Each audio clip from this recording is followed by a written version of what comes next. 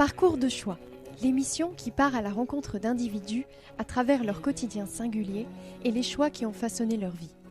Aujourd'hui, nous retrouvons à Paris l'architecte d'intérieur Jonathan Cheng. La construction invite à imaginer et mettre en scène des vies et des mondes. Tailler une vie à sa mesure, comme on taille la pierre de l'édifice de demain, c'est pour lui une affaire de pensée globale. Il le dit avec philosophie, il est temps pour lui de devenir soi et d'oser. Entre aventuriers de tous les jours, atypiques ou engagés, il y a un point commun, un parcours de choix.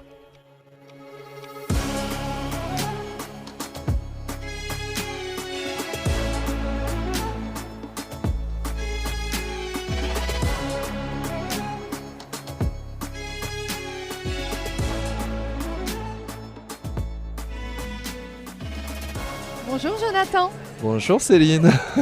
Ça va? Bah écoute, ça va bien, en ta compagnie, ça va. Mais ça me fait plaisir de te voir aussi. Alors, Jonathan, j'ai déjà 2-3 petites choses à dire sur toi. D'accord. Donc, Okay. Déjà, ce qu'il faut savoir, c'est que j'interviewe en général des personnes sur leurs choix passés qui ont mené à leur vie actuelle. Pour toi, le changement est en train de se produire. Ah oui. Les choix qui vont enfin dans ton sens ont été entrepris récemment lors d'un voyage dont tu nous parleras.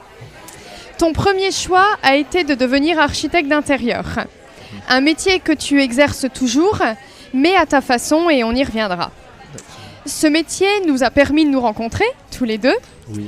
Il t'a permis aussi de rencontrer toute une panoplie de gens divers qui vont d'architectes renommés à des artistes et créateurs qui t'ont inspiré, plus par leur parcours et leurs décisions de vie parfois radicales.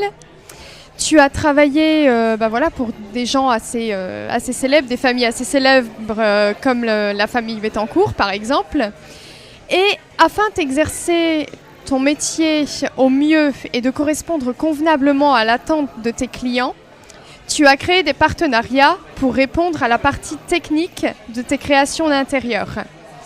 Si on fait appel à toi, car tu as quand même une renommée à Paris, c'est pour que tu apportes à tes clients un support émotionnel et humain qui aboutira à la création juste et à un accompagnement à bon port.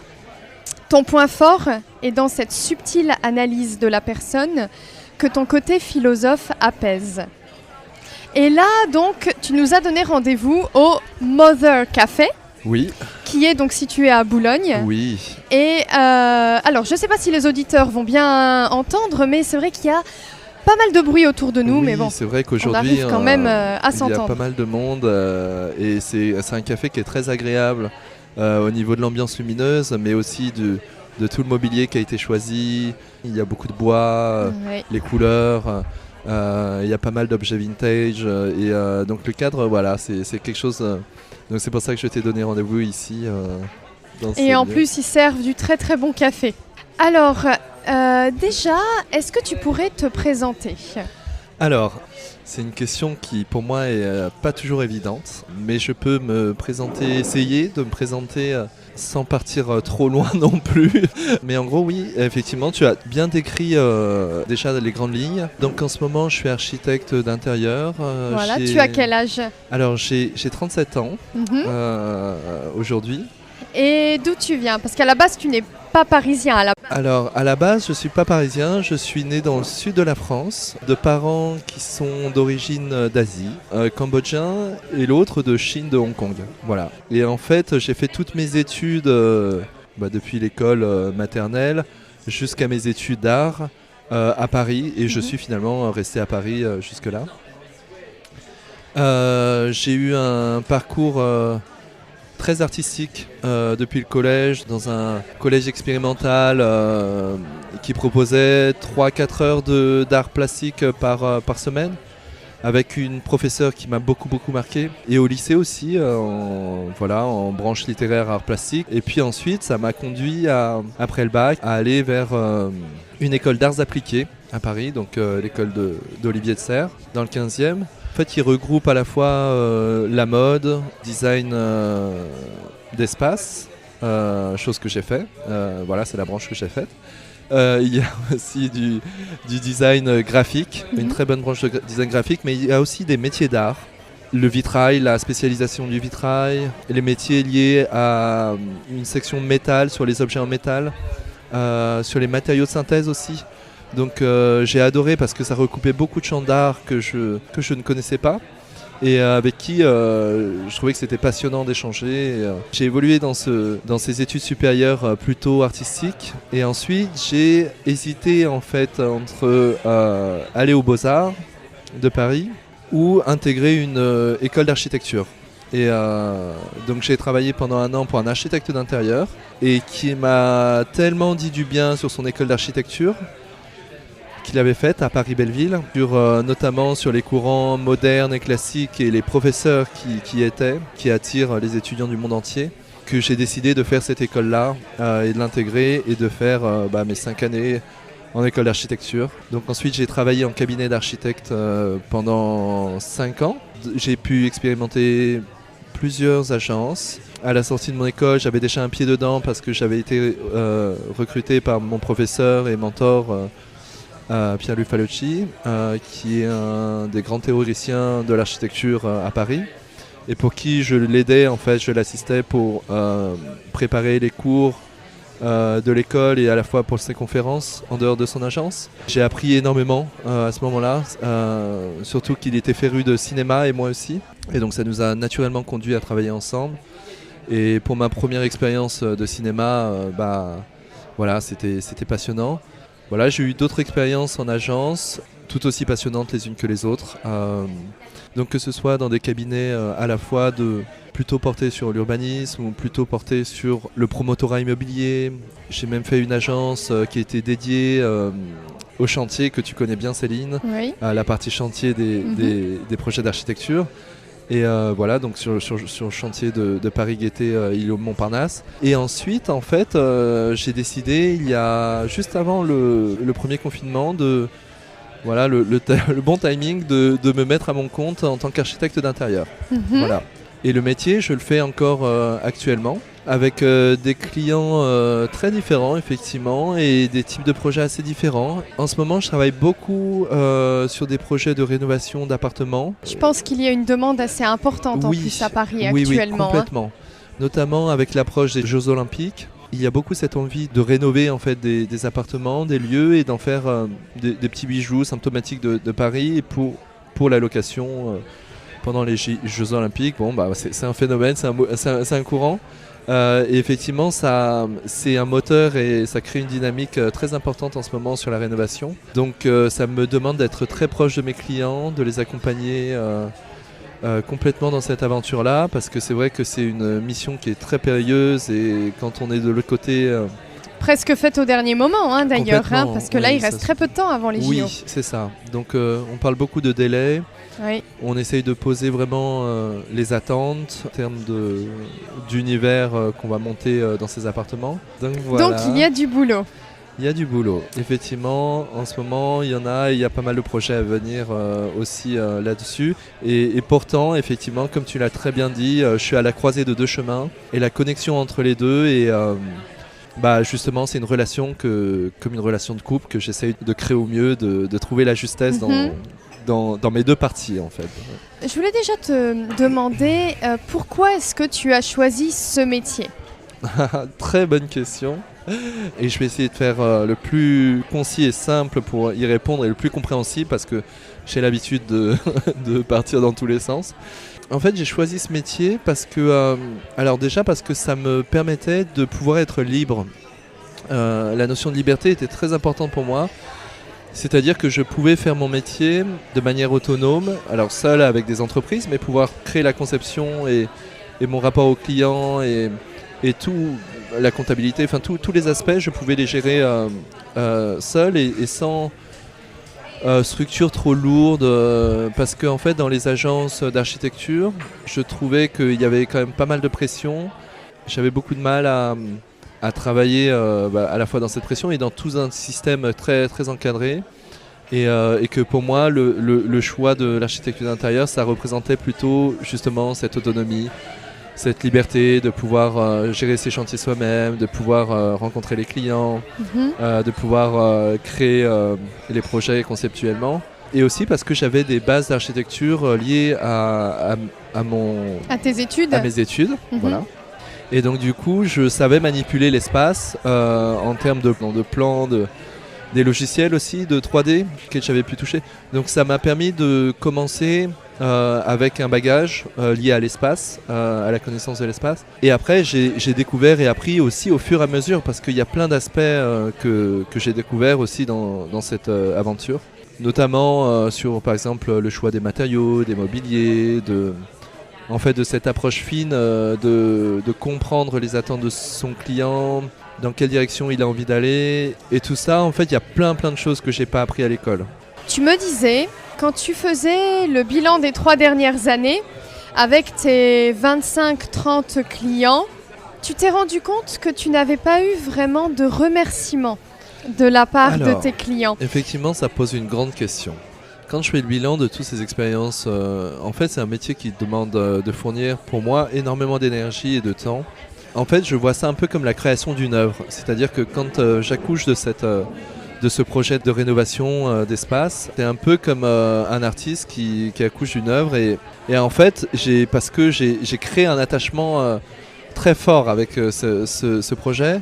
Et qu'en fait, le destin de ce projet-là sert plutôt à mes clients, et c'est ça qui compte avant tout. Du coup, je me sens un peu dépossédé à la fin d'un projet, je l'avoue. Mais à la fois, c'est ça qui est beau dans le métier, c'est qu'on le fait aussi pour les autres. Ça, c'est quelque chose, c'est un des aspects que j'aime beaucoup. C'est tellement le rêve de mes clients. Une fois que le chantier est livré, c'est eux qui s'approprient le lieu et qui vont vivre dedans. Et moi, j'ai rarement effectivement accès à pouvoir revenir, et ce que j'adorais, pouvoir revenir sur les lieux de manière inopinée, et puis de pouvoir voir comment ça fonctionne, et si toutes les inventions et créativités qui ont été injectées dans ce projet-là, voilà, comment ça évolue. Et ça, j'adore. Il y a certains lieux où je peux revenir, que j'aime beaucoup. On parle de quelque chose de très immatériel à la base, et de très invisible, et quand ça arrive à quelque chose, en fait, quand on arrive au bout du projet, on peut pas forcément tout deviner sur ce que ça va créer comme sensation spatiale, que ça va créer au niveau de la circulation, du feng shui aussi. On parle pas mal ensemble de feng shui. C'est vrai que c'est une notion qui fait partie de mon approche, parce que je sens la qualité des espaces de manière, vu que je suis assez sensible aux qualités de l'espace, en termes de lumière, d'ambiance, d'ambiance générale, mais aussi des choix des matières, des couleurs qui ont été choisies.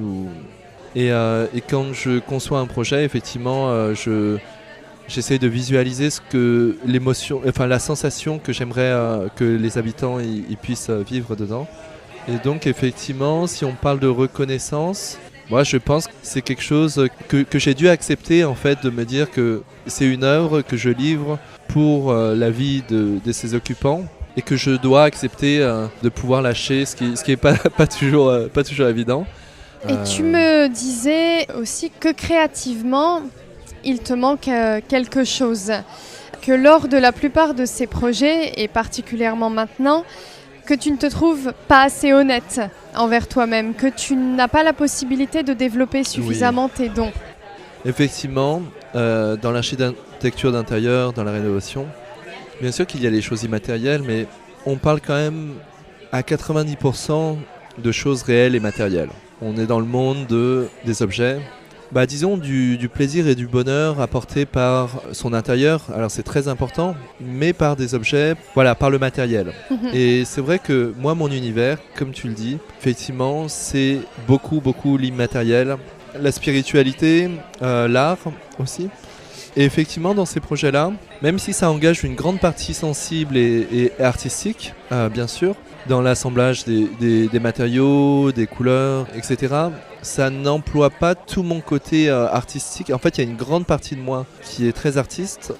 Il y a une grande partie de toi et de tes dons qui ne sont pas employés. Voilà, complètement. C'est comme si j'utilisais peut-être une moitié de moi-même, effectivement. Et ça, c'est quelque chose dont je me suis rendu compte au fur et à mesure, et il n'y a pas longtemps, où je me suis dit, mais j'ai complètement délaissé, en fait, ces 10 dernières années, Les choses pour lesquelles mes professeurs me disaient mais il faut absolument que tu déploies ces dons, que tu ailles vers les beaux-arts, que moi qui adorais dessiner, à l'époque, là où j'ai eu la reconnaissance de mes professeurs, c'est quand je faisais des carnets de croquis, dans les cafés justement, je passais de café en café et je dessinais avec ma peinture, des aquarelles, des pastels gras, tout, voilà, c'était la table, ça ressemblait, il y avait du café à moitié sur les trucs et tout.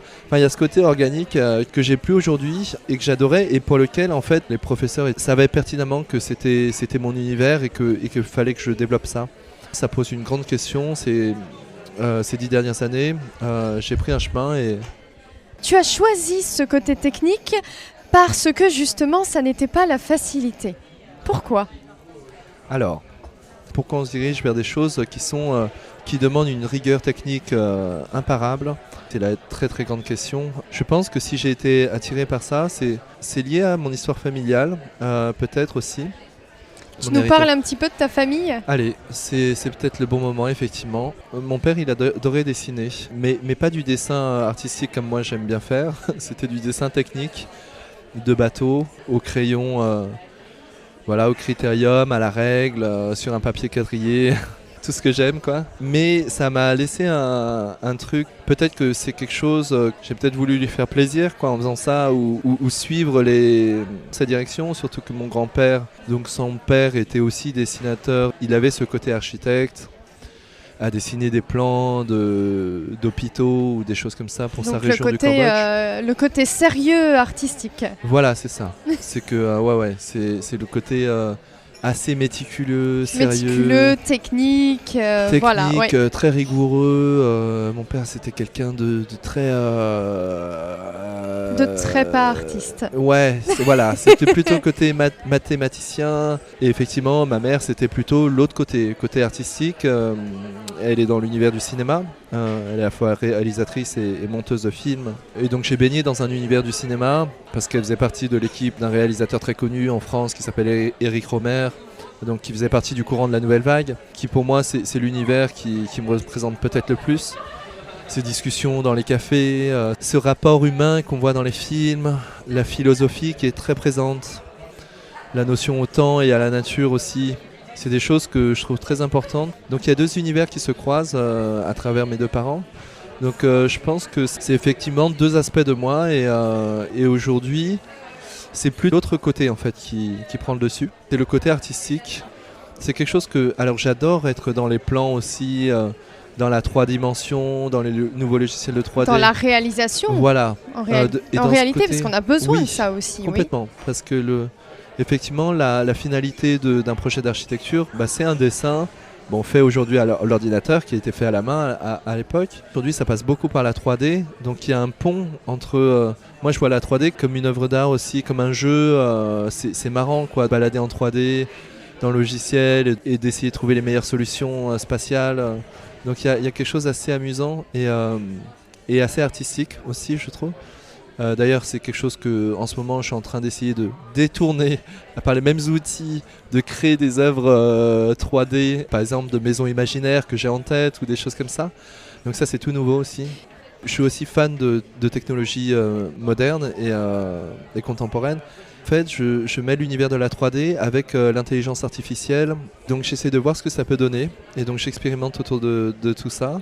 Et donc ça me permettait quelque part de pouvoir essayer de créer un univers réaliste à partir de mon imaginaire. Est-ce que tu peux nous parler de ton dernier voyage ? Je suis allé à Bali, pour la première fois à Bali. Pour quelle raison ? Pourquoi tu y es allé ? En fait, j'avais des vacances à ce moment-là. Ma mère, qui est, comme vous le savez, dans l'univers du cinéma, que j'accompagne en fait très souvent dans les festivals de cinéma dans le monde entier. Ça me permet de combiner plusieurs choses.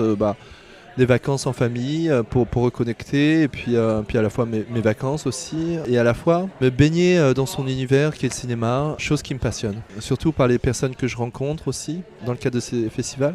Ce festival, il a la particularité d'avoir été créé par une architecte à la base, qui est passionnée de cinéma, donc exactement comme moi.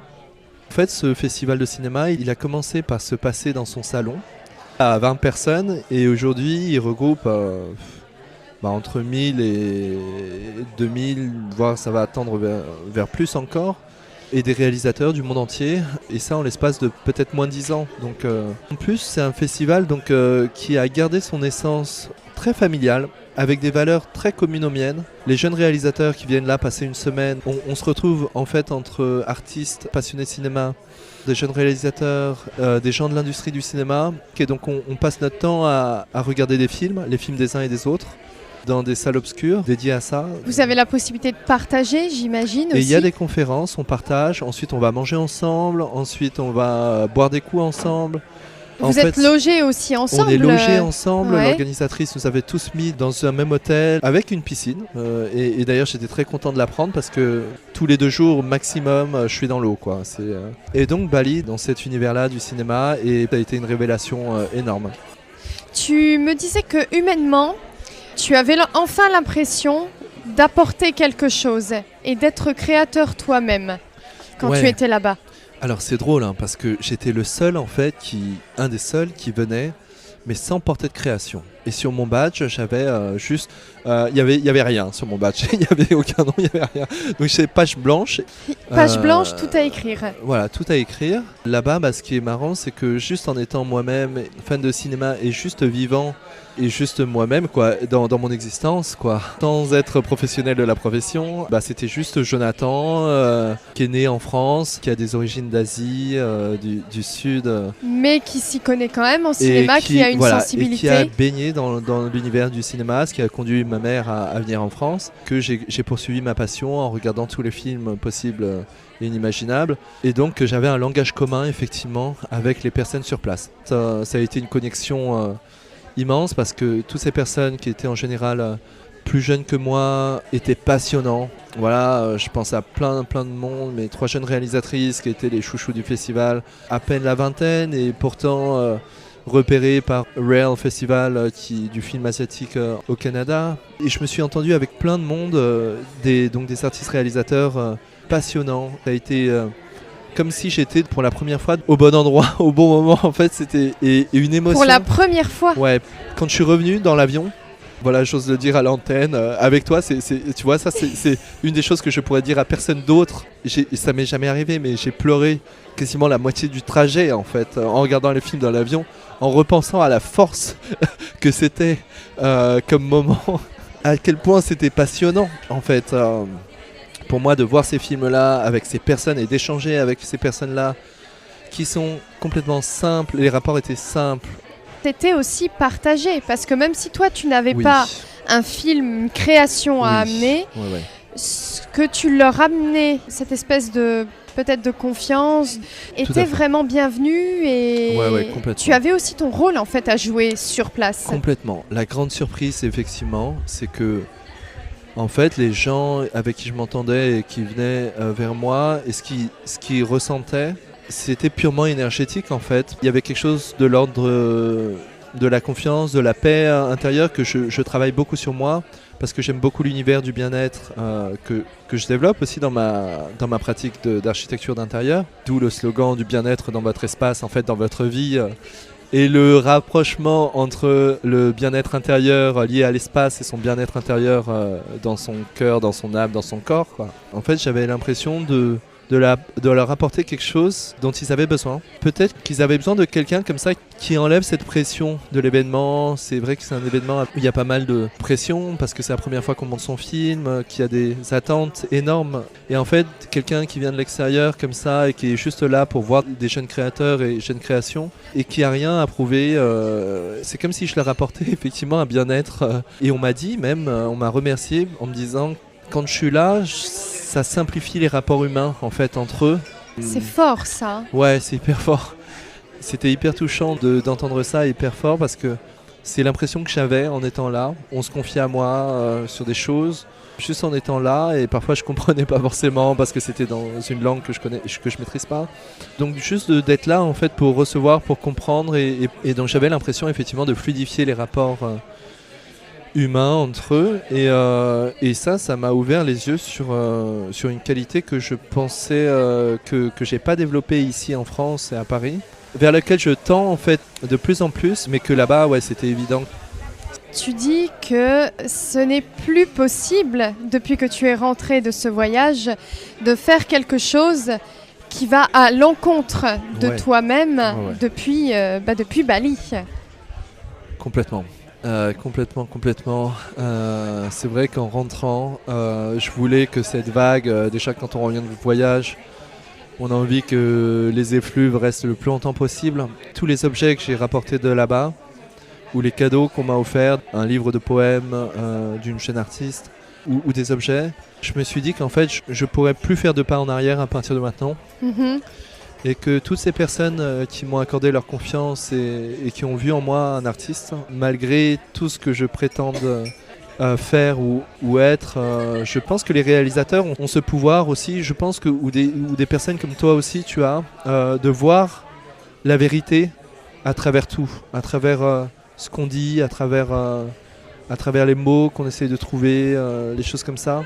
Et donc de voir plus profondément dans l'âme de quelqu'un, je me suis dit que je ne pourrais pas les trahir, ces personnes-là, parce qu'ils attendent que je fasse une création pour montrer qui je suis. Et en fait, ils m'ont accordé le droit de pouvoir m'exprimer. Waouh. Ouais, c'est ouf, c'est fou. Hein. Qu'as-tu commencé à entreprendre depuis ce voyage ? Alors, depuis ce voyage, j'ai réussi à me débloquer en fait sur le dessin. J'avais pas retouché un stylo donc depuis les 10 dernières années. Et même si, en fait, je me suis rendu compte que j'avais des appréhensions énormes, des blocages, qui m'empêchaient de pouvoir juste me faire plaisir à dessiner, à coller un dessin sur un bout de papier. Une pression telle, alors qu'on me félicitait de mes dessins, j'avais peur de décevoir, etc. Enfin, c'est... Et donc je me suis mis à dessiner juste comme un enfant, un bonhomme quoi, pour commencer. Et en fait je me suis rendu compte que c'était la chose la plus simple et évidente, où là la reconnaissance envers moi-même était à 100% en direct. Et c'est simple quand je dessine et j'apprécie ce que je fais. Il n'y a pas besoin de conditions extérieures. L'architecture, il y a besoin de beaucoup de choses pour créer... Oui. Et de plus en plus. Ouais, complètement. Alors dans ces dessins, en fait, je me suis rendu compte que... En fait, je me suis posé la question de qu'est-ce qui m'a bloqué jusque-là pour dessiner. Et je me suis rendu compte que ce qui peut empêcher tout un chacun à faire ce qu'on aime vraiment et à suivre ses passions, parfois ça peut être de l'ordre de la psychologie ou de blessures émotionnelles ou des choses comme ça qui nous empêchent de complètement y aller. Et qu'en fait, je me suis rendu compte que si j'avais une chose à faire différemment, ce serait des dessins qui sont un peu feel good, qui font du bien avec des phrases liées à la fois à des choses assez spirituelles et qui aident les personnes à se débloquer en fait. Et donc de rallier le dessin avec ce côté spirituel et sur le développement personnel, domaine que j'adore, bien-être de l'esprit. J'essaye d'avoir un carnet de croquis et de dessins toujours sur moi parce qu'en fait comme ça j'ai pas d'excuses. J'ai repris un sac que j'aime bien et puis des carnets de croquis et des médiums que j'aime bien comme le crayon, des feutres, etc. Même si je rejoins un ami, une amie dans un café, je sais que j'ai mon carnet qui est là et que je peux dessiner entre deux phrases. Donc voilà ce que je dessine en ce moment. Donc je dessine en observation. Ouais. J'aime beaucoup dessiner. Je reviens en fait au dessin que j'aimais bien faire. Donc de café, d'intérieur, de l'architecture même extérieure. Et des personnes aussi. D'être dans quelque chose d'assez organique. J'adore regarder les visages, les gens, leur attitude. En fait j'ai surtout envie de m'amuser en dessinant. Donc en fait le matin tu prends ce temps pour toi, tu as fait le choix de prendre ce temps pour toi. Je dirais c'est un moment méditatif pour toi mais c'est aussi ton moment de changement en fait. Le moment que tu utilises pour passer du toi avant au toi que tu es en train de construire. Complètement parce que je me suis rendu compte d'un truc. En faisant ces bonnes résolutions pour l'année à venir, 2024, et puis avec encore ces effluves de mon voyage à Bali de l'année dernière, je me suis dit, mais en fait, je vais me remettre au dessin ou à être beaucoup plus ancré dans ce que j'aime. Et en fait, je regarde mon planning, j'avais l'habitude de mettre toutes mes obligations, que ce soit logistiquement, administrativement, au niveau de mes clients, des projets, des chantiers, avant moi. Et en fait, là, ce que j'ai fait, c'est que je me suis dit, je vais essayer un truc. Tu switches. Ouais, je switch. Tu commences par toi. Voilà. Et après, tu Exactement. t'occupes de tes Ça, clients. c'est le grand changement. Oui, Je fais l'inverse de ce que j'ai l'habitude de faire. Oui. Voilà. C'est-à-dire que dans mon planning... le changement, en fait, il commence par là. Il c'est commence ça. déjà par tu penses à toi et après, tu fais Ouais. le travail que tu dois faire. Complètement. C'est assez dur parfois parce qu'on a des idées qui nous viennent, je dois faire ci, je dois faire ça, etc. Et là, j'essaye de me tenir à regarder mon agenda, de me dire, ah bah tiens, là, de 8h à 10h, en fait, il y a marqué, c'est un temps juste pour toi. Et tu commences ta journée pour toi. Tu prends le temps de ressentir ton éveil, d'être à l'écoute de tes pensées. Et tu y arrives. Tu J'y arrives à de plus tenir en ça plus. de plus en plus, ok. J'essaye de tenir, tu vois, comme avant de venir au café, quand on s'est rencontrés, quand on s'est retrouvés. Tu vois, je t'ai dit que ce matin-là, par exemple, j'avais fait une faute, c'était de ne pas réussir à tenir ce truc-là. Tu vois, il y a des jours où j'arrivais pas à le tenir parce que j'ai ce réflexe de regarder mon portable, Oui, donc de voir qu'il y a une urgence sur un chantier et de régler ça avant, de pas faire passer ce momentum-là Oui. avant. Et ce qui est drôle, c'est que heureusement que j'ai pu tenir d'aller nager à ma piscine favorite tout à l'heure. Donc ça m'a remis un peu dans mon corps, dans mon esprit. Mais sinon, je sais que en venant ici te retrouver, j'aurais été stressé, de mes attentes, de vouloir bien faire. Donc parfois, il y a certains jours encore où c'est mon ancienne vie qui prend le dessus. Mais en général, tous les jours, j'essaie de tenir. donc ce que tu dis, c'est que dans ton ancienne vie, tu n'as pas le contrôle de ta vie. En fait, c'est les autres et c'est ce qui se passe autour qui ont le contrôle de ta vie et tu adaptes ta vie à ça. Et là, depuis, tu te rends compte que tu dois reprendre le contrôle de ta vie. Ça ne veut pas dire tout changer du jour au lendemain. Tu continues à faire ton métier, tu continues à, même peut-être à le faire différemment, mais tu continues à le faire. Mais à côté de ça, tu t'occupes de toi. Ouais, complètement. Complètement. Tu deviens la priorité. Ouais, Et complètement. qu'est-ce que ça change, ça, dans ton quotidien? Ça change tout. Ouais. Ça change tout.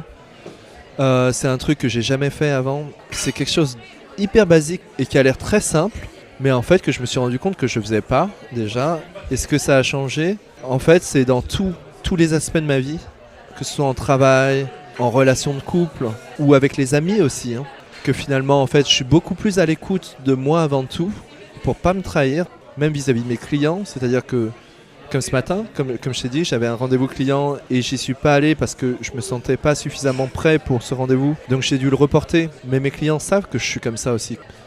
En fait, pour créer, je peux pas me mentir à moi-même. Je peux pas prétendre être quelqu'un d'autre.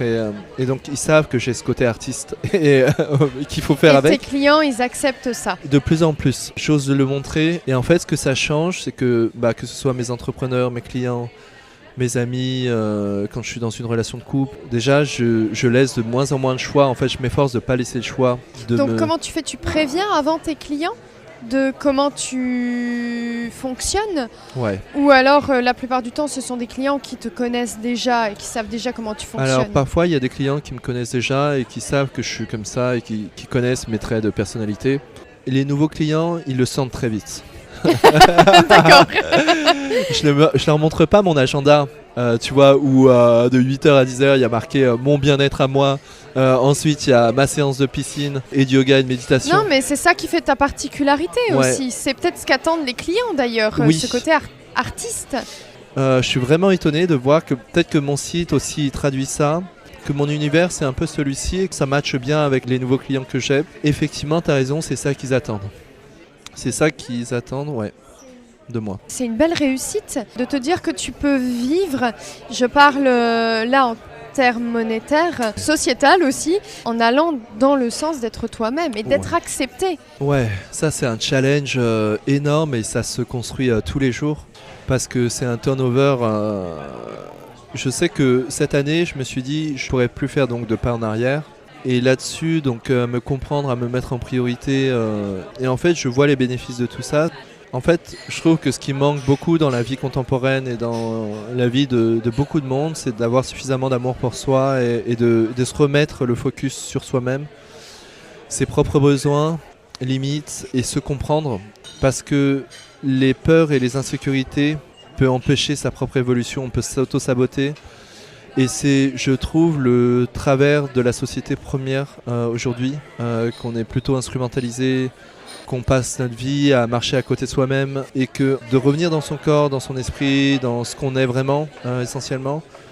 Pour moi, si tu veux, le plus grand défi de ma vie, ce serait de pouvoir aider à travers ces dessins et ces phrases, chacun, tout le monde qui traverse ces passes difficiles dans sa vie, surtout en ville. Moi, j'habite la ville de Paris. Mais je trouve que c'est flagrant quand on prend les transports en commun et qu'on voit le rapport entre les gens, les visages qui ne trompent pas, les regards. Il y a énormément de peur, d'insécurité, de frustration, d'incompréhension, de doutes existentiels et on est noyé dans les réseaux sociaux aussi beaucoup. Mais ce que j'adore, c'est les contenus qui justement sont sur le développement personnel, humain et des petites phrases comme ça qui t'aident à aller mieux mentalement, qui te rassurent. Et qui te renforce. Qui te renforce complètement. Et en fait, tout le monde, on a les mêmes problèmes en fait. J'aimerais que tu me parles de ta relation à l'eau.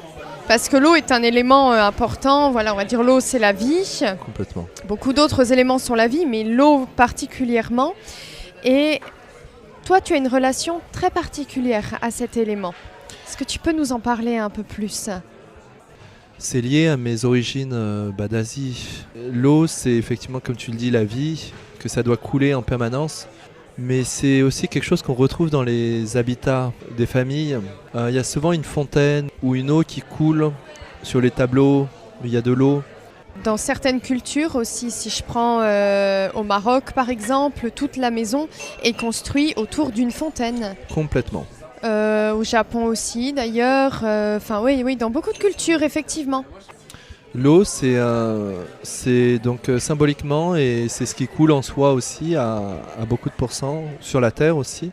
L'eau c'est hyper important pour moi parce que déjà ça m'a guéri. À la fin de mes études d'architecture, j'ai eu un gros problème de santé de dos, donc double hernie discale et tout, qui m'a empêché mon corps en fait de pouvoir fonctionner normalement. Et donc d'être complètement privé de son corps, alité pendant des mois, etc.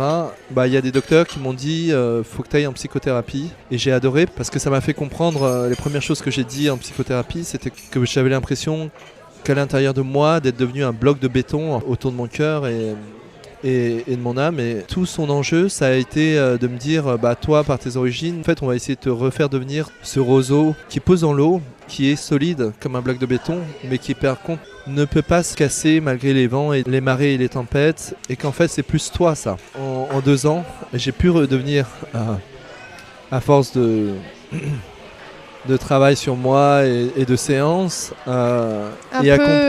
Comme si l'eau, donc à force de passer, a cassé le rocher de béton que tu étais. Complètement. Elle est très belle cette métaphore. Effectivement, le courant de l'eau, par sa continuité, juste en étant elle-même, en continuant de couler, en reprenant son cours, peut déplacer et faire bouger et casser ce rocher-là. C'est incroyable. Et donc quand tu refais couler l'eau dans ta vie, mais au sens littéral du terme, d'aller tous les 2 jours à la piscine, en fait ça me fait plus de bien que n'importe quel médicament et comme traitement lourd, et c'est ce qui m'a guéri. Aujourd'hui, mon corps, il a regagné en fluidité, en souplesse et en force. Et ça a guéri aussi mon esprit par combinaison. Parce qu'en me faisant du bien au corps, je me suis rendu compte que c'est mon esprit qui gagnait en fluidité.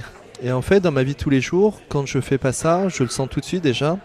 Et ça m'aide à résoudre les problèmes, à être mieux en moi. Je sens davantage le flux et le flow et l'eau couler et que ça peut tout résoudre. Dans ma vie de tous les jours, j'ai besoin de l'eau vraiment à proximité, pas loin. Mes 2 parents, c'est sûrement lié à ça aussi, c'est pareil. Ils peuvent pas habiter trop loin de l'eau. Mon père au Cambodge, il habite près du lac de Tonlé Sap au milieu du Cambodge. Il est né sur une barque, c'est pour ça aussi qu'il est passionné de construction de bateaux, certainement. Et qu'aujourd'hui il est là-bas, et que ma mère aussi, elle revit en fait quand elle est proche de l'eau. Parce qu'elle est née sur l'île de Hong Kong. Et ça, je pense que c'est à la fois héréditaire. Et toi, tu as la Seine Alors, ici moi, effectivement, j'ai la Seine qui va bientôt devenir baignable. Et donc là, c'est en fin de chantier. Et l'année prochaine, on pourra se baigner dedans. Il y a 3 spots qui vont apparaître. Une vers Beaugrenelle, l'autre vers Rivoli et l'autre vers le canal Saint-Martin. Et ça, j'adore parce que je m'étais toujours dit, pourquoi je suis à Paris alors que je peux pas me baigner dans l'eau que je vois couler. Ça me semble un peu ridicule. Et, On est d'accord. Hein. ouais, et, Mais c'est bien déjà qu'ils aient fait la démarche. complètement. Et ça m'avait donné envie de déménager plus proche donc, de la mer. Et donc tu es en train de reconsidérer la chose. Oui, complètement. J'ai quand même une question. Tu t'es rendu compte assez rapidement de cette facilité que tu avais dans le dessin, dans le domaine artistique. Même quand on t'entend, tu as une sensibilité qui est très développée. Tu as un côté qui est très philosophe. Et donc, je trouve que malgré tout, tu as choisi la difficulté. Tu as suivi la difficulté. Et pourquoi ? Pourquoi est-ce que tu n'as pas choisi cette voie-là avant ? Qu'est-ce qui a fait ça ? Mon frère, quand il était petit, on a beau être jumeaux, être nés dans le même ventre, lui, il adorait s'amuser avec ses jouets. Il avait besoin de 2 jouets et il pouvait s'inventer un univers, 1000 histoires. Et en fait, il a été dans une continuité beaucoup plus évidente et en fluidité que moi. Je l'ai toujours senti parce que, bon, ça s'est produit aussi à tâtons, hein, parce que... il a fait des études aussi d'art. On a fait la même chose en fait, le même circuit, le circuit d'arts appliqués, d'école d'art appliquée. Et il a fait une école d'animation au Gobelin. Et ensuite, il a monté son studio, son propre studio d'animation. Avec ses copains des Gobelins avec qui il avait fait son film de fin d'année. Alors, bien sûr, il y a eu des obstacles, il y a eu plein d'obstacles. Mais il a été davantage dans une continuité pour te dire, parce que par rapport à mon schéma à moi, il y a eu une continuité si on regarde la notion d'ikigai par exemple, de ce cercle de 4 pôles où on est à la croisée de ce qu'on aime faire, de ce pourquoi on est doué, de ce qu'on veut apporter au monde et ce pourquoi on est payé au niveau de son métier.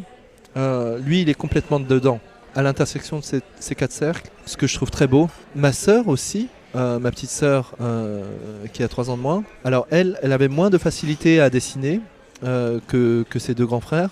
Mais elle adorait aussi raconter des histoires. Et aujourd'hui, elle fait des livres augmentés et des conférences aussi autour de ça.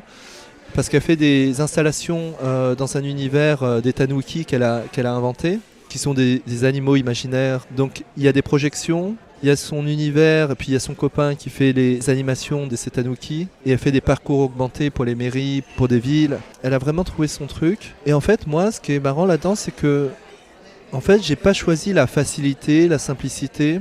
En fait, c'est comme si j'avais rejeté cette partie artistique qui redevient une réalité quand je vais en voyage à Bali entouré de réalisateurs. En fait, j'ai choisi quelque chose qui n'était pas ma facilité. C'est sûr que quand je vois ma vie dans le rétroviseur, bon, j'ai pas encore 70 ans, quoi. Mais, non. mais je parle comme si j'en avais 70. Non, mais on arrive proche des 40 ans et à 40 ans, il paraît que c'est totalement normal de se poser des questions sur sa vie. Parce que on dit qu'on arrive à la moitié de notre vie, plus ou moins. Ah ouais, ce serait top, franchement, je serais trop content d'être à la moitié de ma vie, quoi. Parce que c'est beau, parce que c'est se dire que en fait, tout ce que tu as pu vivre, tu as peut-être le meilleur qui arrive dans l'autre moitié de ta vie. Moi, c'est ce que je pense, en tout cas. Ah ouais. Bah c'est une très très belle vision des choses parce que ça donne beaucoup d'espoir parce que si c'est la première moitié de ma vie, de m'être cherché en fait pendant 37 ans, qu'est-ce qui fait partie de mon individualité, de mon authenticité, de mon intégrité? L'architecture, c'est quand même hyper compliqué, quoi. C'est comme devenir médecin ou... Oui, t'y arrives pas comme ça, c'est clair. Voilà. C'est long. Par force de conviction, c'est long. Tu continues à te former tout le temps aussi. Ouais. Et puis, tu vois, par exemple, j'ai passé 2 fois mon habilitation de maîtrise d'œuvre en mon nom propre. Donc, ce titre qui te permet de t'inscrire à l'ordre des architectes et de signer tes propres documents en ton nom propre. Et en fait, à chaque fois, j'ai bloqué sur la dernière épreuve qui était la soutenance de son mémoire. Où là, tu exposes en fait ton projet personnel et devant des membres de l'ordre des architectes, vice-présidents et des personnes qui sont très reconnues dans ce domaine-là. Et en fait, je pense que c'est moi qui crois au destin et aux signes, etc. Je me suis dit, c'est pas un hasard que j'y arrive pas complètement dans cette direction-là, à aller jusqu'au bout de ça et à m'engager là-dedans. C'est que je dois reconsidérer les choses. Et en fait, je me rends compte dans la vie de tous les jours. Moi qui ai été à la poursuite de ça ces 7 dernières années, du statut d'architecte, que ce qui m'intéresse aujourd'hui, c'est beaucoup plus les rapports humains, l'art la sensibilité, mes passions qui sont aussi le cinéma, mais plus, je me vois plutôt peut-être vidéaste ou quelque chose comme ça, artiste. En fait, mon dilemme entre deux univers, ça a été mon chemin de croix. En fait, tu as eu besoin, rien n'est à jeter en fait. Tout ce que tu as fait jusqu'à maintenant t'a amené à comprendre aussi ça. Exactement. C'est ça, philosophiquement, c'est très beau ce que tu dis, parce que c'est se dire que tu peux traverser des épreuves qui prennent longtemps à surmonter, retomber constamment sur les mêmes cycles et problématiques. Si j'avais pas eu tous ces blocages pendant ma pratique et mes études d'architecture, je me serais pas posé la question de qui je suis vraiment et ce dont j'ai besoin en fait dans ma vie tous les jours. Je me serais pas rapproché autant de moi-même. Tu dis que une fois que les mots ont été posés, qu'un minimum a été fait, retourner en arrière, c'est du masochisme. Oui, plus ça se formalise et plus je m'engage en fait vis-à-vis des personnes en leur expliquant, en leur racontant ce projet-là, et plus j'ai l'impression que je pourrais pas forcément retourner en arrière, dans le sens où il y a une direction qui s'ouvre et que je dois la prendre. Alors même si ça peut faire peur, c'est l'inconnu, c'est l'incertitude, c'est vrai que ça se formalise tellement de manière naturelle et évidente que ça me semble la voie à prendre. Le fait d'en parler à ton entourage, ça t'oblige aussi d'une certaine façon à faire, parce que tu n'as pas envie de dire aux gens je vais faire ça, puis finalement de ne pas le faire. Donc ça t'engage d'une certaine exactement. façon aussi. C'est exactement ça. J'ai pas envie de me retrouver, tu vois, dans 2 ans, quand je te revois, à te dire j'ai tout fait comme d'habitude et finalement j'ai tout mis ça de côté. Non, je pense qu'effectivement, on doit être à l'écoute des signes et des événements et des personnes qui nous sont chères, à qui on partage ça, que c'est comme un engagement de prix, quoi. Ouais. Cette fois, tu disais aussi que tu vas vers le chemin de la simplicité. Enfin, je pense que tu fais le choix du chemin de la simplicité. Oui. En avançant dans cette direction, c'est aussi le fait de lâcher beaucoup de choses en fait qui empêchaient ça, souvent liées à la critique personnelle qu'on peut se faire à soi-même, l'autoflagellation, qu'est-ce que vont penser les autres, qui m'ont connu comme j'étais en tant qu'architecte d'intérieur. Et il y a plein de barrières comme ça qu'on lâche, et en fait ce projet-là, ce nouveau projet, il représente une libération. Aller dans cette direction-là, c'est accepter aussi d'aller dans une nouvelle direction qu'on ne connaît pas, de la simplicité, d'un mouvement beaucoup plus fluide, pour revenir un peu au mouvement de l'eau, et de réapprendre à suivre ce courant, quoi. Oui. Tu me disais aussi que actuellement, tu ne connais pas le bonheur. Je me suis rarement projeté dans mes besoins, dans ma vision idéale, que ce soit de ma vie, de mon métier, de mon entourage. Et c'est que très récemment où je me suis mis en fait à me dire mais qu'est-ce que j'ai vraiment envie pour évoluer. Est-ce que le cadre dans lequel je suis, en ville, en métropole, à Paris, est-ce que ça me... Est-ce que ça te correspond en fait? Complètement. Ouais. Et en termes d'énergie, effectivement, donc à chaque fois que je vais sur les chantiers, je me rends compte que j'y vais en transport, je reviens et je suis complètement déchargé en fait. C'est quelque chose que effectivement on est nombreux à vivre. Et je crois que là-dessus, c'est bien de s'écouter, effectivement. C'est pour ça que moi, j'ai tendance à penser beaucoup aux endroits aussi où se recharger, le week-end aussi, des lieux comme ça que j'adore. Donc effectivement, la notion de bonheur, c'est quelque chose que j'ai jamais trop pris en compte, en fait, dans ma vie passée. Et actuellement, je peux dire quelque part que je suis heureux, proche du bonheur, mais c'est pas là où je pensais, en fait. C'est justement, en reprenant tes dernières questions, je me suis rendu compte que le bonheur, en fait, il était inconditionnellement lié à le trouver en moi-même, en fait. Et donc ça a un peu tout changé aussi. C'est-à-dire qu'au lieu de chercher la reconnaissance par les projets, par mon métier, j'essaye de trouver ce que ça me procure comme bonheur, comme joie, comme plaisir. De me dire que c'est quand même un métier très libre et de pouvoir gérer mon temps comme je veux. Enfin, il y a plein d'aspects, voilà. Et aujourd'hui, effectivement, je vois plutôt le bonheur dans ce sens-là. Alors, je me reconditionne complètement par rapport à ce que je connaissais avant, où j'attendais beaucoup des autres pour m'apporter un bonheur. Où on ne s'occupe pas parfois de son bonheur, on ne se pose pas la question, en fait. Parfois, peut-être que le bonheur, le fait justement d'avoir un toit, d'avoir de quoi manger, peut être suffisant. Mais au final, est-ce que c'est la définition du bonheur ? Ouais, complètement. Je suis en train justement d'écrire un peu là-dessus et de dessiner des petits, comme je te racontais, des petits dessins et des phrases autour de thématiques liées au développement personnel.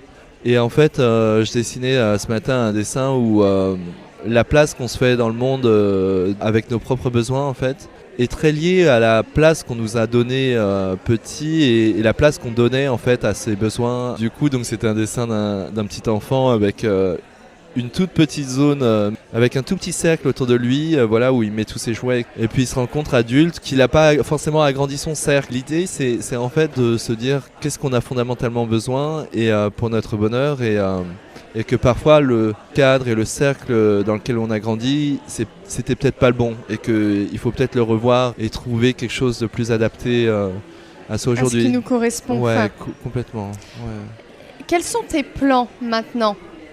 Donc déjà, au niveau architecture, parce que alors certaines personnes arrivent à changer de travail et de conditions du jour au lendemain, mais bon, c'est pas toujours évident, particulièrement quand tu es à Paris, que tu as ton appartement et tout. Donc déjà, dans un premier temps, de quelle façon tu penses procéder au niveau architecture, dans ton travail, on va dire, de tous les jours, ou d'une partie de ta journée en tout cas? En fait, les choses se font un peu naturellement dans le sens où en même temps que de dessiner de plus en plus et en reprenant du temps pour moi, j'ai pas mal de projets qui sont en cours de process de signature ou en cours de lancement et des projets qui sont assez adaptés à ce que je recherchais. Là-dessus, je me suis dit que c'est étonnant parce que avant, quand je comprenais pas ce qui était vraiment ma passion et que je me cherchais à reconnecter avec le dessin, avec mes passions, j'avais des projets mais qui me correspondaient pas forcément et j'en voulais plus. Et aujourd'hui, c'est un peu ça qui est étonnant, c'est que j'ai jamais eu autant de projets en ce moment qui se dessinent. Tu obtiens plus facilement des projets que tu souhaites obtenir, le type de projet que tu souhaites obtenir. Oui. C'est beau ça. Ouais, c'est étonnant. C'est vrai que c'est étonnant. Ça, c'est un changement que j'ai remarqué depuis ce début de l'année. Ça a complètement changé, a changé ma vision des choses sur ce que représente mon métier d'architecte d'intérieur par rapport à ce que ça m'apporte en termes de bonheur, la liberté, des choses où effectivement je pourrais plus revenir en arrière par rapport au métier que je faisais avant en cabinet. Et du coup, je prends du plaisir en fait à travailler sur les projets de ces nouveaux clients avec cette nouvelle approche. Et je me dis en fait, ma stratégie c'est de me dire, dans les 6 premiers mois de l'année, je vais pouvoir finaliser tous ces projets-là parce que c'est des chantiers assez courts avant les Jeux Olympiques. Et à la fois reposer l'esprit parce que je sais que j'aurai mon assise, mon rythme, que j'ai travaillé, mon planning qui lui est inamovible, où je me fais passer en premier. Et en fait, c'est marrant parce que ça fluidifie vachement ma relation avec les clients, ma place que j'ai sur ces projets-là. Je me rapproche beaucoup plus des sujets, avec beaucoup plus d'attention et d'énergie qu'avant. Donc la transition, c'est effectivement une transition assez inattendue et que je pensais beaucoup plus binaire et switché complètement, mais qu'en fait ça s'enchaîne dans la mesure où ça représente mon assise, donc qui me permet effectivement de vivre en ville, là où les charges sont quand même élevées, et puis les charges aussi d'architecture sont élevées aussi. Quand on y pense, c'est un métier à contrainte quand même. Donc en fait, tout ça réuni, effectivement, je pourrais pas encore complètement lâcher mon métier actuel. Voilà. Ce qui est intéressant, je trouve, dans ta manière de fonctionner, c'est qu'une idée, une pensée ou un choix s'accompagne de son ressenti. Tu prêtes une grande attention à l'écho que cela va provoquer en toi. Parfait. En archi, tu vas mettre la lumière sur tes zones de confiance pour faire aboutir le projet. Est-ce que tu peux nous dire comment et avec quoi tu nourris ce que tu vas proposer aux clients ? Comment est-ce que tu procèdes ? Quelles sont tes inspirations en fait, maintenant ? Alors, maintenant, effectivement, mes inspirations, j'essaie de beaucoup plus écouter en fait ce que je ressens sur place. Ouais. Ne serait-ce que quand j'entends la personne au téléphone, j'essaye d'entendre son rythme, ce qu'il a à dire. Est-ce que c'est il a déjà travaillé sur son cahier des charges et il sait exactement ce qu'il veut ? Est-ce que je sens qu'il va falloir faire un peu d'expédition et l'aider à trouver ce qu'il veut vraiment pour son projet ? Donc dans quelle mesure il va falloir s'investir et s'engager, à quelle échelle ? Et donc j'essaye aussi de cerner, de faire un portrait type en fait de cette personne. Par exemple là récemment j'ai une cliente qui a acheté un appartement vers Odéon, un très bel appartement. Et là on est sur un projet effectivement où je sais qu'il va falloir s'effacer complètement sur les choix de mobilier et de créativité, de couleurs. Cette personne est dans la création. Et en fait je me retrouve là à être complètement son assistant. En gros. Et c'est pas frustrant pour toi ? Alors, c'est vrai qu'en tant que créateur moi-même, je pourrais trouver ça frustrant, mais étonnamment, je me surprends à ne pas évaluer cette place de second ou d'assistant. Pourquoi ? En fait, parce que voilà, je calcule en termes d'énergie. C'est-à-dire que quand quelqu'un, je sens qu'elle a l'énergie et qu'elle sait exactement ce qu'elle veut en termes de design, d'objets, etc. Moi, je ne vais pas essayer de prendre le dessus énergétiquement pour lui dire il faut faire comme ça, croyez mon expérience, croyez mes goûts. En fait, j'ai l'impression que mon approche, effectivement, c'est plus d'accompagner comment je peux apporter mes qualités tout en laissant la place au client au sein de son projet. Et qu'en est-il de tes autres projets ? De faire cette émission avec toi, en fait, ça m'engage à, par exemple, ouvrir ce nouveau compte Instagram que je voudrais ouvrir qui serait dédié à l'univers du développement personnel avec mon côté artistique, les dessins, un contenu qui sera accessible à tout le monde. Plutôt axé sur les habitants qui sont dans les villes et qui sont dans des problématiques très dures je trouve, pour habiter et cohabiter ensemble. Et donc je cible pour l'instant ce compte Insta autour des problématiques de ville parce que je trouve que c'est quand même un lieu où c'est très simple de se perdre, d'angoisser, d'être anxieux lié à son travail, etc. Pris dans la rapidité dans le flow quotidien et qui ne te permet pas forcément en fait de réfléchir ou de penser même à ton bien-être. Ouais, c'est ça, exactement. Donc du coup, ça va commencer par ça. Je vais essayer de ne pas penser aux problématiques pécuniaires là-dessus. Donc je vais gagner ma vie par mon métier d'architecte d'intérieur et à côté, je ferai ça et éventuellement retourner à Bali. Là, c'est en discussion en ce moment. En tant que créateur, cette fois-ci, en tant que jeune réalisateur, pour faire un court-métrage expérimental que je leur proposerai au festival en septembre. Voilà, donc ça, c'est un de mes défis pour retrouver personnes passionnantes, réalisateurs et réalisatrices que j'ai trouvées là-bas. Et éventuellement faire pour la première fois de ma vie une résidence d'artiste sur 1 voire 2 mois ou même 2 semaines. Ouais. Et effectivement, le projet, c'est de créer un lieu artistique et culturel, mais proche de l'habitat. En fait, il mêle l'habitat, mais en fait, c'est un lieu qui serait dédié au bien-être, à la fois que ce soit des artistes, des résidences d'artistes, mais aussi des ateliers de bien-être, que ce soit méditation, yoga, ecstatic dance, donc des séances de type de pratiques qui peuvent permettre de débloquer et aider les personnes à se libérer.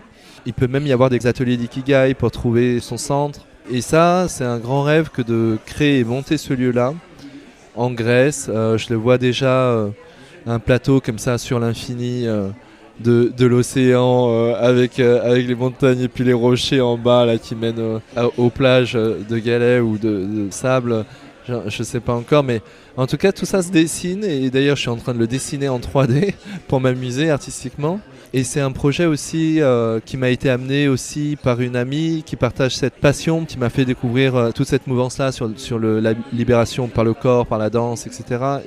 Et on se voyait bien créer, elle est dans l'humanitaire, et donc 6 mois de l'année dans cette maison à créer des ateliers comme ça, et voilà, à accueillir les proches, des amis, et puis les gens du monde entier pour venir faire un séjour de thérapie, de bien-être. On a besoin de ces lieux-là pour s'extraire des villes et pour se retrouver en fait beaucoup plus. On est tellement sollicité que effectivement, je trouve que c'est ce qui est le plus essentiel que d'avoir des lieux comme ça de repos, de retraite, pour pouvoir s'extraire un peu tout ça et se retrouver un peu plus. Ok. Et financièrement, comment ça va se passer ?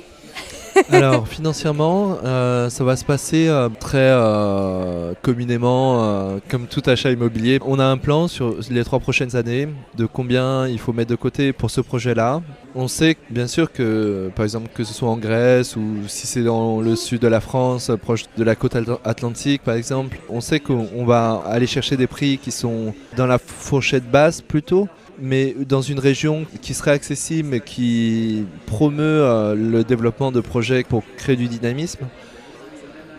L'économie, elle est effectivement dans les frais d'architecte qu'on n'a pas à payer, et puis aussi les prix du BTP qu'on a en tant qu'architecte d'intérieur. Donc on pourrait se servir de ça pour justement nous aider à faire une bonne opération immobilière avant tout. Et puis de la rentabiliser sur le temps, ce lieu-là. Si par exemple ça nous coûte 600 000 euros, on sait que sur les 4-5 prochaines années, on est en train de préparer un business plan pour voir combien de retraites il faudra préparer. C'est un projet qui est au tout début, qui se prépare. J'ai une dernière question pour toi. Et l'amour dans tout ça? Ah, waouh! Ah ouais. Eh bien, ouais. Effectivement, la super bonne question, surtout que c'est la thématique d'une vie pour beaucoup et alors pour moi énormément aussi. Bah, on apprend à le construire en fait, déjà l'amour de soi. Ce que je me suis rendu compte, c'est que combler et penser les blessures que chacun on a en nous pour guérir ses propres blessures et ne pas attendre de l'autre de le faire. Mon objectif, c'est d'essayer de construire une relation de couple saine et solide et équilibrée. Et en fait, ça me demande de désapprendre. Moi qui ai un modèle de parents divorcés, un schéma assez chaotique comme modèle masculin-féminin, en fait, ça a commencé de super loin. Et en fait, je reconditionne déjà tout ça au niveau de la pensée avant de projeter sur l'autre trop de choses. Et donc, quelque part, je suis un peu un désillusionné qui continue d'y croire et qui a envie d'y croire et de construire quelque chose de nouveau que je ne connais pas encore. Donc ça me demande d'aller dans l'inconnu et je me renseigne beaucoup par les comptes Instagram qui parlent de ça, par les vidéos et les conférenciers qui parlent de ces thématiques-là. Par les gens qui parlent de leur expérience en fait. Complètement. Ça, j'adorerais aider aussi tout un chacun, le monde, si possible, à trouver ce qui lui correspond.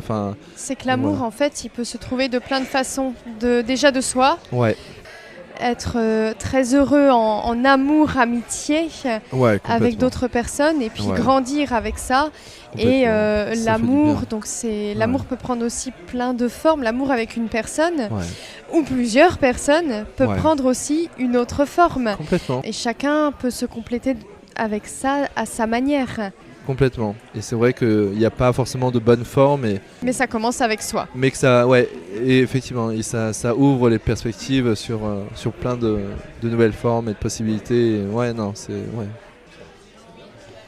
À chacun de mes invités, je leur pose des dernières petites questions pour lesquelles tu dois répondre rapidement. Ok. Tu es prêt? Un plat? Pâte pesto ou tagliatelle carbonara comme la majeure partie des Français. Un lieu?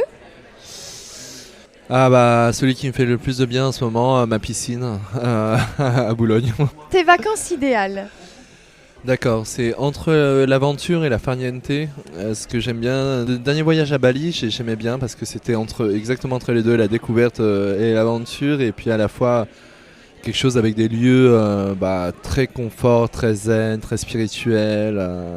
Et puis aussi, il y avait l'art aussi. Enfin, quand il y a de l'art et de la nature, que je découvre. Peut-être ralentir un petit peu. Ouais, voilà, c'est ça, de découvrir une nouvelle culture et une nouvelle manière de faire, j'adore. Un sport, j'ose te demander un sport. Celui que je pratique actuellement, la natation, mais de plus en plus, je pense à la danse quasiment qu'un sport libératoire, parce que c'est vrai que quand je suis en soirée... la danse, c'est un sport. Et que complètement, tu passes 7 heures à danser. C'est un sport, effectivement. Effectivement, ça fait du bien, quoi. Ça libère complètement. Un objet. Je t'ai ramené ce carnet de croquis tout simple qui peut transformer ta vie dans la mesure où si tu écris, si tu formalises tes pensées et qu'elles sont claires quand tu te réveilles le matin et que tu mets une phrase juste qui colle à ton âme, je le vois comme un bouquin d'incantation et ça va se réaliser. Tu peux noter n'importe quoi. Et un livre? Alors le livre, Le pouvoir du moment présent d'Eckhart Tolle. C'est mon ami avec qui on va monter ce projet-là en Grèce ou dans le sud de la France, qui me l'a offert suite aux nombreuses discussions qu'on a eues sur la spiritualité et à quel point c'est important dans nos vies. Et en fait, on s'est rendu compte qu'on n'arrivait pas à revenir au moment présent. En fait, à s'ancrer et à arrêter de suivre trop son mental, en fait. Je te remercie Jonathan. Merci écoute, beaucoup pour tout ce que tu nous as transmis, pour toutes tes clés, pour toutes tes recettes aussi et pour nous avoir partagé ton histoire de vie, ton histoire de choix. Écoute, mais c'était un énorme plaisir d'intégrer ton projet et cette émission avec toi. Félicitations. Merci à vous d'avoir écouté cette rencontre. J'espère que l'histoire de Jonathan vous aura transporté vers d'autres horizons et peut-être ancré le temps de l'écoute. Je tiens à remercier Margot Zayan, ma photographe et caméra girl, qui m'a accompagnée et a immortalisé les interviews pendant ce séjour parisien. En attendant les prochains entretiens, suivez-nous et abonnez-vous à l'émission Parcours de choix sur toutes les plateformes podcast.